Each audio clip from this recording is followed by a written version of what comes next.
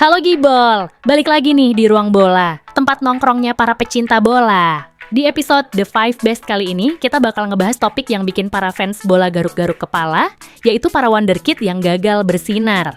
Yap, di dunia sepak bola, nggak semua bintang muda yang digadang-gadang jadi the next Messi, Ronaldo atau Zidane akhirnya meledak di level atas. Ada yang sempat jadi rebutan klub-klub besar, dielu-elukan media, bahkan dibeli dengan harga tinggi, tapi malah menghilang begitu saja, entah karena cedera, attitude, atau sekadar nggak bisa adaptasi. Nah, siapa aja nih wonderkid yang hype-nya gede banget pas muda, tapi ujung-ujungnya nggak bisa memenuhi ekspektasi? Langsung aja kita bahas satu-satu di daftar 5 wonderkid gagal bersinar versi Ruang Bola. Let's go!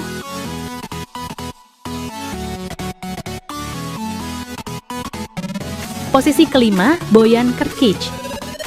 Di posisi kelima, kita punya Bojan Krkić, wonderkid yang dulu digadang-gadang jadi penerus Messi di Barcelona. Dimana enggak, dia udah cetak ratusan gol di akademi. Dan debu di tim senior di umur 17 tahun, langsung cetak rekor sebagai pencetak gol termuda Barca di La Liga waktu itu. Dan bahkan jadi bagian skuad saat Pep Guardiola mulai membentuk tim impian. Tapi ekspektasi tinggi kadang jadi beban berat. Bojan mulai kesulitan dapat menit bermain, apalagi dengan munculnya trio Messi Pedrovia. Dia pun mulai petualangan ke berbagai klub, dari Roma, Milan, Stoke City, Ajax, sampai ke MLS dan Jepang. Sayangnya dia nggak pernah benar-benar menemukan stabilitas atau bentuk terbaiknya lagi. Padahal bakat teknis Bojan itu luar biasa. Dribbling, visi, dan ketenangan di depan gawang, semua udah kelihatan dari kecil. Tapi faktor mental, tekanan media, dan masalah anxiety sempat mengganggunya di awal karir. Bojan akhirnya pensiun di usia 32 hanya dengan mencetak 93 gol. Selama karirnya, akhir kisahnya jauh dari sorotan, Bojan pun lebih dikenang sebagai salah satu kisah kegagalan dan menyedihkan dalam sejarah La Masia.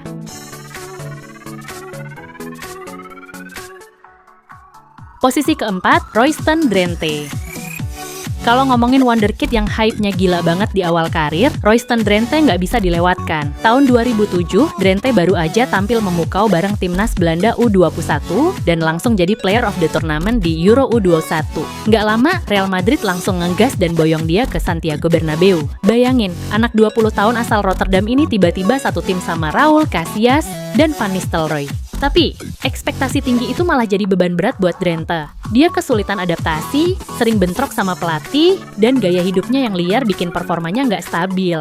Meski sempat dipinjamkan ke Everton dan punya momen-momen menarik, dia nggak pernah bisa konsisten. Setelah Madrid, karirnya benar-benar hancur, dia nganggur 1 tahun karena tak ada klub yang mau. Sampai bahkan sempat banting setir ke dunia rap. Gokil sih, tapi juga miris ngelihat gimana potensi sebesar dia hilang begitu aja. Sisa karirnya benar-benar hanya bermain untuk klub antah berantah, sampai akhirnya pensiun di umur 36 tahun. Dari wonderkid Real Madrid, jadi pemain yang lebih sering masuk berita hiburan daripada olahraga. Royston Drenthe, salah satu contoh nyata kalau bakat aja nggak cukup tanpa disiplin dan mental yang siap.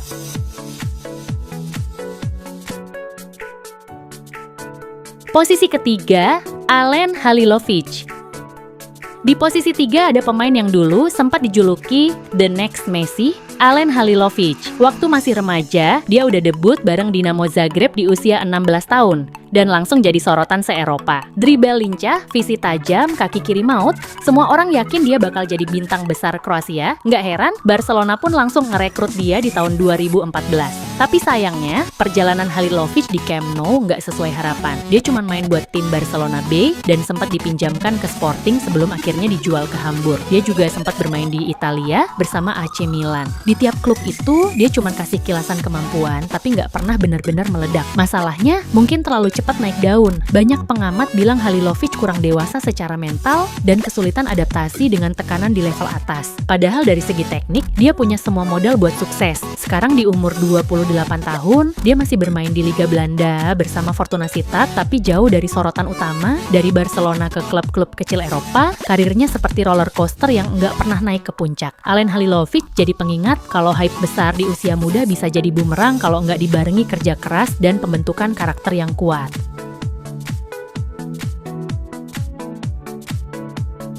Posisi kedua, Hachim Mastour. Nah, kalau ngomongin wonderkid gagal yang viralnya kebangetan, nama Hachim Mastour pasti langsung nyangkut di kepala. Waktu masih umur 14 tahun, Mastour udah kayak selebriti bola. Bukan karena main di lapangan, tapi karena skill freestyle-nya yang gokil banget di YouTube. Video juggling dan nutmeg-nya viral di mana-mana, sampai-sampai AC Milan ngerekrut dia dan disebut-sebut sebagai the next Ronaldinho. Gokil nggak tuh? Nggak cuman itu, Nike sampai masukin dia ke iklan bareng Neymar, Iniesta, sampai Ibrahimovic. Bahkan, waktu itu katanya Real Madrid juga tertarik, tapi Milan berhasil mengamankan tanda tangan bocah Maroko ini. Masalahnya, semua hype itu nggak sejalan sama performanya di lapangan. Dia kesulitan adaptasi, jarang dapat menit bermain, dan malah lebih dikenal sebagai bintang internet daripada pemain profesional. Pernah dipinjemin ke Malaga dan PSC Zwolle, tapi tetap gagal bersinar. Bahkan dia sempat nganggur lama sebelum akhirnya main di klub kecil di Maroko dan Mesir. Tapi sekarang di usia 26 tahun dia lagi-lagi nganggur tak punya klub. Dari calon bintang dunia, jadi pengingat kalau viral nggak cukup buat sukses di level tertinggi.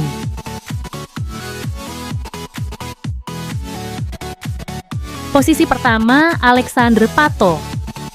Di posisi puncak, kita punya nama yang dulu sempat bikin fans AC Milan jatuh cinta, Alexandre Pato. Waktu masih muda, Pato udah kayak paket lengkap, skill oke, finishing jempolan, punya kecepatan dan wajah ganteng pula. Masih muda Pato sudah pecahin rekor-rekor pencetak gol termuda di klub internasional dan timnas Brasil, yang bikin banyak klub top Eropa ngantri buat dapetin tanda tangannya. AC Milan akhirnya menang undian, dan pas Pato datang ke San Siro di usia 17 tahun, hype-nya luar biasa. Nggak butuh waktu lama buat dia mencetak gol-gol indah dan jadi idola baru Milanisti. Tahun 2009, dia bahkan jadi pencetak gol terbanyak Milan dan mendapatkan penghargaan pemain muda terbaik Serie A. Tapi semua berubah ketika cedera mulai datang bertubi-tubi. Hamstringnya sering kambuh, performanya nggak stabil, dan perlahan-lahan Pato mulai kehilangan tempat di tim utama. Setelah Milan, karirnya jadi roller coaster, pindah ke Corinthians, Chelsea, Villarreal, bahkan sempat main di China dan MLS. Tapi nggak pernah benar-benar balik ke level top seperti ekspektasi awal. Yang awalnya dijagokan untuk dapat Ballon d'Or, untuk mencetak gol pun sudah susah. Pato adalah contoh nyata kalau potensi besar butuh tubuh yang kuat dan manajemen karir yang tepat. Sayang banget sih, padahal kalau nggak cedera, dia bisa jadi salah satu striker terbaik di dunia.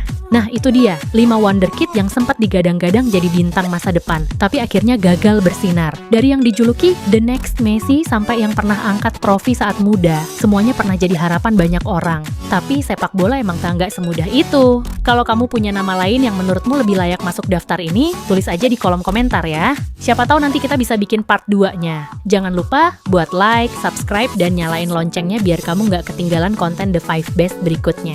Sampai ketemu di video selanjutnya. Bye!